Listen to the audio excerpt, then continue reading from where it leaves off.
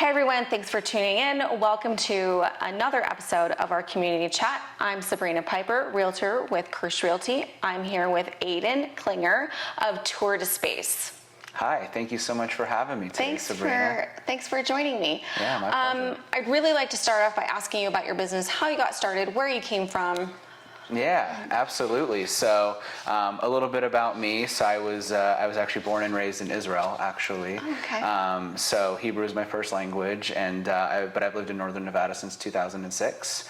I graduated from Spanish Springs High School in 2015, and coming out of high school, I actually thought I wanted to be a paramedic or an EMT, something in the medical field, which I don't know what I was thinking because I can't even do blood or needles. So I'm not sure where that came from, but nonetheless, I got into this with the intentions of wanting to be a realtor myself, actually. So 18 turning 19 in 2016, I got my real estate license. Oh, wow. I was working for somebody as an assistant, just really trying to learn the business and figure out the art of the deal.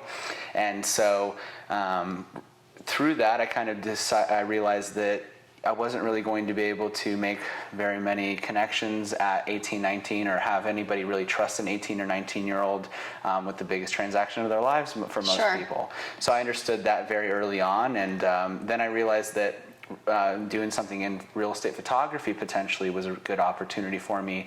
Not necessarily because I had any experience in photography or anything like that. It was more of just like I wanted to use this as an opportunity to get my foot in the door in the industry, create that sphere of influence, and then once the time came, 24, 25, then I could make the jump and start, beginning my career as a realtor. Through there, I kind of indirectly found my passion in photography. Yeah. I really loved what I was doing, the people I was meeting through it, the opportunities I was getting through it. Had tons of amazing feedback from my clients, and realized okay, there's definitely a future here, and I decided to just kind of double down on that. Yeah. So fast forward to 5 years later into the business, I've now got a team of 6 or 7 people underneath me here in Reno, and then I also just opened up my first branch outside of the state as well last summer, and now we're running an operation in Ohio too. Wow, I'm really impressed. You're very young, and you could tell that passion is your photography, and it really shines through your work. Thank you. I really appreciate that. Yeah, I mean, and I take a lot of pride in that, and that means a lot coming from you, who I've had the pleasure of doing business with already, because everything I do in the business is self-taught through hundreds of trials and errors, and just trying to figure out what looks good, and really letting the market tell me what looks good and what doesn't. Yeah. So no formal education in what I'm doing, just enjoying it and taking it day by day. Yeah, you really found your niche. Yeah, yeah. I think so. So what has surprised you most about owning a business? I think it took a lot of discipline and determination early on. I think I'd like to think I found that and have figured that out over time, or at least it's a work in progress. But it's not like a 9-to-5 job, right? Yeah. You don't go home at a certain time. You stop. You go home when the job is done. Right. And you're still working when you go home. Exactly. Yeah. Exactly. So I really have got to the point where I'm very comfortable with the idea that my phone is ringing from 7 a.m. until 8 or 9 o'clock at night. Which is a really good thing, because you'd be concerned if it stopped ringing. Oh, right? yeah. No, yeah. It's a blessing, and I think it used to stress me out a little bit, but now I've definitely gotten to the point where it's like, okay, this is good. I want calls to keep coming in. I want people to be interested in asking me what's going on, or setting up appointments ultimately. So. Yeah, that's great.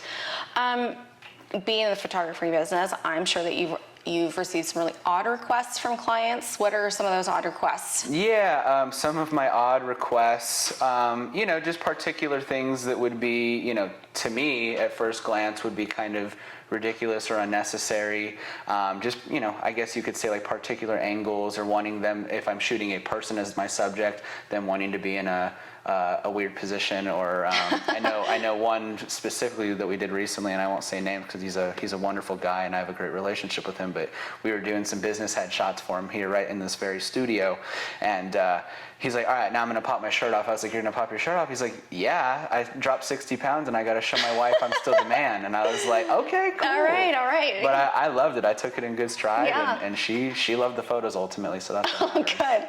Yeah. So tell me about some of the challenges that you've experienced since owning a business. For me, it was definitely, I think this was something that I may have created in my head, to be honest. being 18, 19 years old, trying to start a business, mind you, in something that I have no prior experience or formal education in.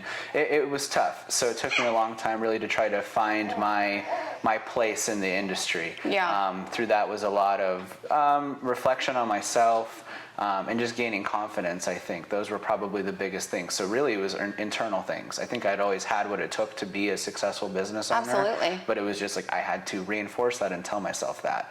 And I think just also having, the confidence that the business is going to continue to grow and succeed, I think I especially early on, I really downplayed it. I was thinking very close-minded in the sense of like what the potential was.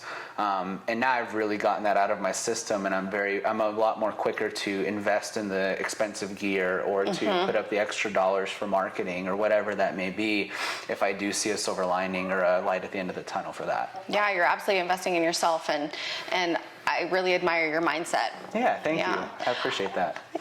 What are some goals that you have in the next 12 months? For me, in the next 12 months, I definitely would like to open at the very least another 3 to 5 branches in other cities and states across the United States. And that's really kind of my priorities at the moment. Some things that we're working on here locally at our branch in Reno is I really want to focus on getting our systems dialed in and really enforce the idea of creating a duplicatable and scalable business without sacrificing by any means any of our quality. Because I think that's really been a biggest part of our success is being able to listen and pay attention to our clients' needs and concerns. But then we also have the understanding that at the end of the day, there's profit margins, and we have to do things in the sense of what's going to be the most time and cost effective too. So I really want to dial that in because I think that's the only way we can get success in other markets when we're starting out. Yeah, this is true. Okay, one last question, we can wrap it up.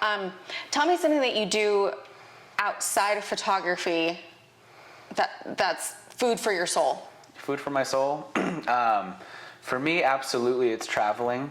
I'm definitely not a very materialistic person. I don't, I'd like to think pretty modestly. But when I do have a little bit of cash on hand, I definitely enjoy spending my time exploring and seeing new things. I love the outdoors.